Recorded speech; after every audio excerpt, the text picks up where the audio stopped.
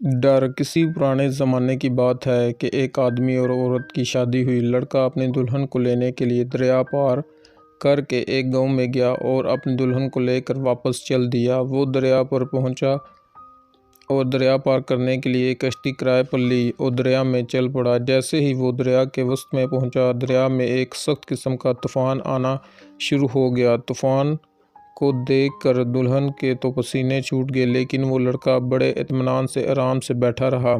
یہ دیکھ کر دلہن نے دلہیزے سے کہا کہ یہاں اتنا شدید طوفان آیا ہوا ہے، ہمارا بچنا مشکل ہے، لیکن تم آرام سے بے خوف بیٹھے ہو، اس کی کیا وجہ ہے؟ یہ سن کر دلہے نے اپنا خنجر میان سے نکالا اور دلہن کے گلے پر رکھ لیا اور کہا کہ کیا تمہیں یہ ڈر نہیں لگ رہا کہ میں تمہیں مار دوں گا؟ دلہن نے جواب دیا، نہیں، مجھے اس بات کا بالکل بھی خوف نہیں کہ تم مجھے مارو گے۔ دلہے نے پوچھا، وہ کیوں؟ دلہن نے جواب دیا، مجھے یقین ہے کہ تم مجھ سے محبت کرتے ہو، اور جس سے محبت ہوتی ہے اگر اس کو ذرا بھی تکلیف پہنچے تو برداشت نہیں ہوتا، اس لیے تم مجھے نہیں مار سکتے۔ یہ سن کر دلہے نے جواب دیا، جس طرح تمہیں میری محبت پر یقین ہے، اسی طرح مجھے اللہ کی محبت پر یقین ہے۔